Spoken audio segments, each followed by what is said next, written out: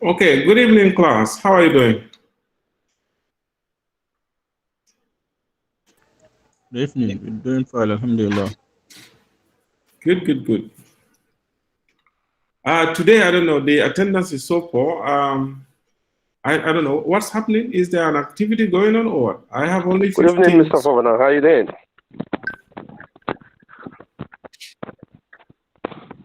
Yes. What's the problem? Why do we have such a low attendance?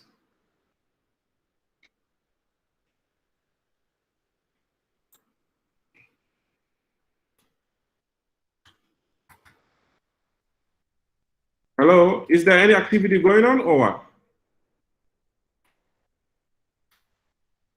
Well, I'm not sure.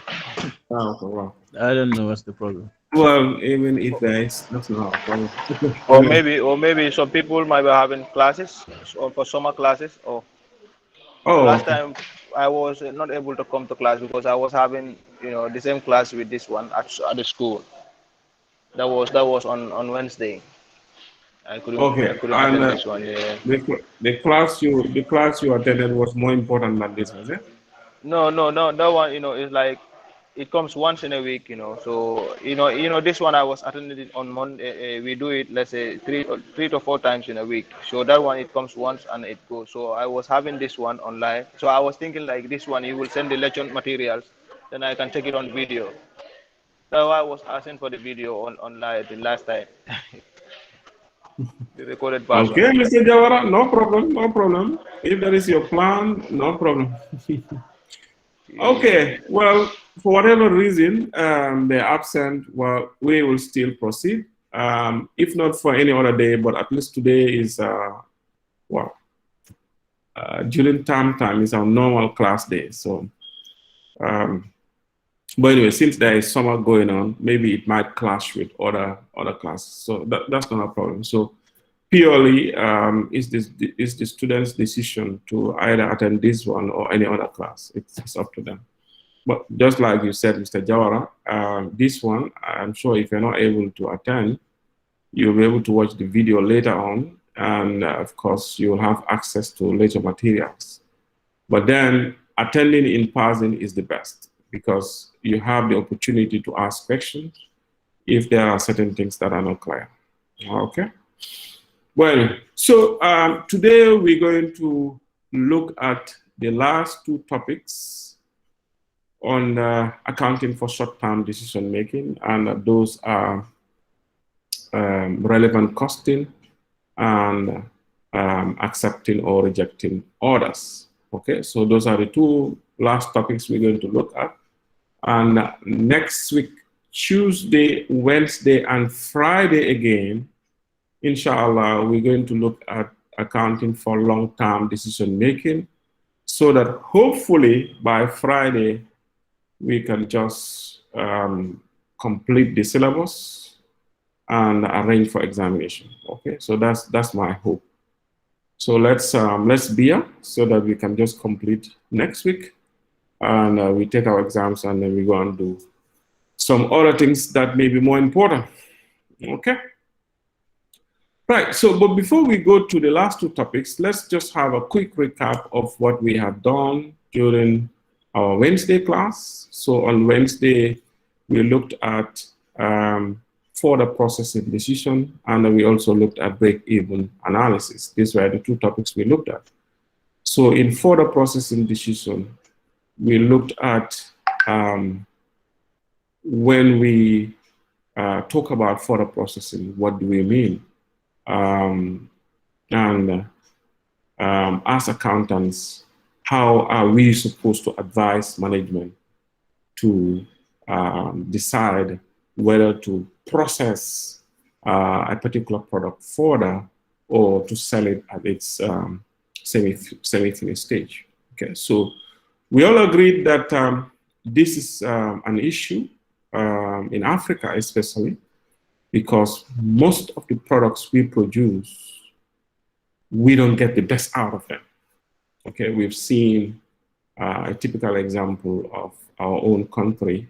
Our main cash crop is granules, peanuts, And we toil a lot to grow our peanuts, from clearing the fields to sowing them, plowing, weeding,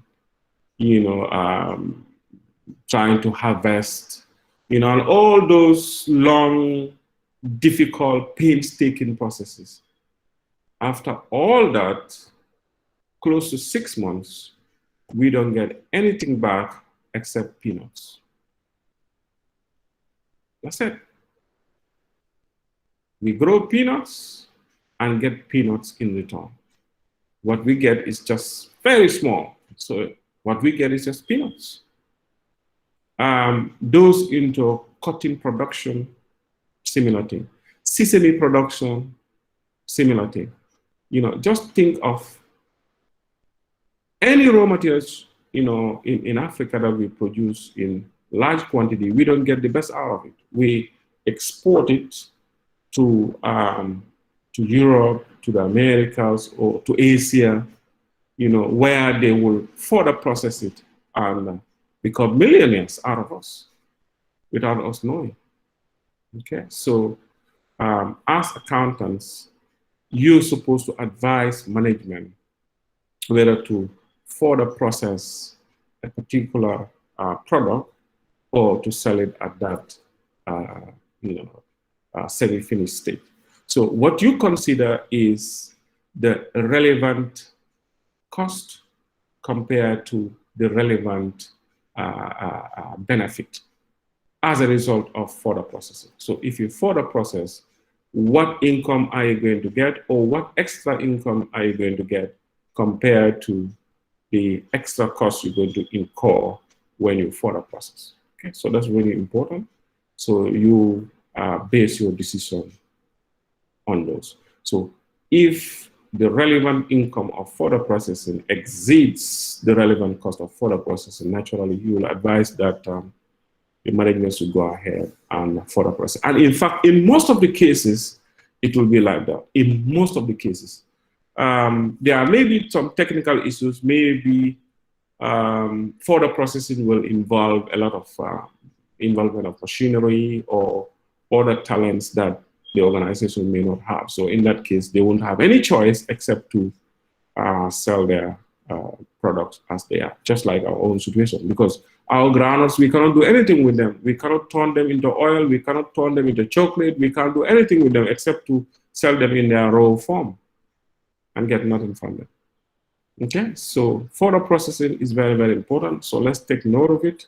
If we work for a manufacturing company and they seek our advice, or even if they don't seek our advice, you should always give advice, that will help management in decisions like that. Okay, so next we move to break-even analysis. Break-even analysis, we say, is also a very, very, very useful tool that could be used in business planning. Okay? If you want to come up with a new business, a startup, or you want to introduce a new project in your current business, one of the tools you need to look at is the break-even analysis, because this will tell you how many quantities do you have to produce in order for you to be at equilibrium, and how many quantities do you have to produce in order to make a profit. So if you don't do this, that means if you go in for that project, you are just going to move in darkness. You'll be crawling in darkness, okay? Which is not good for any businessman, okay?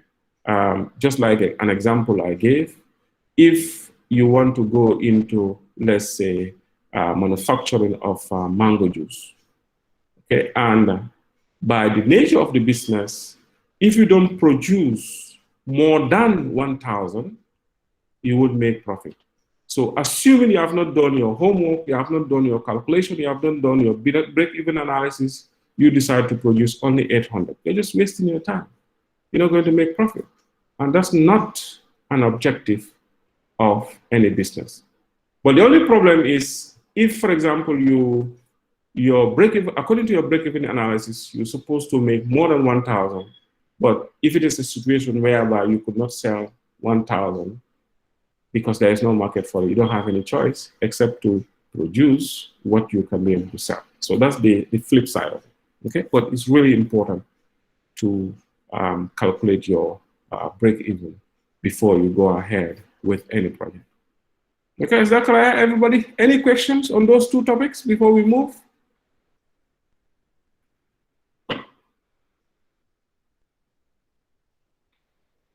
Any questions, please? Are they clear? Can you be able to advise customers on these two topics? As an accountant, do you understand the concept behind them? We're not only supposed to be book accountants, you know, whereby we memorize principles, we can, you know, calculate, you know, how to call it, reports and stuff like that. But in actual sense, we don't even know what they are for. That is rote learning, and that is very serious. Accountancy is not like subjects like political science or history, whereby, you know, you learn things, you memorize them, and maybe you won't, you know, make use of them in practice. But accountancy is dynamic, and you know, everything that you learn about, you can have a feel of it, you know, in practice. Okay, is that clear, everybody? Shall we move?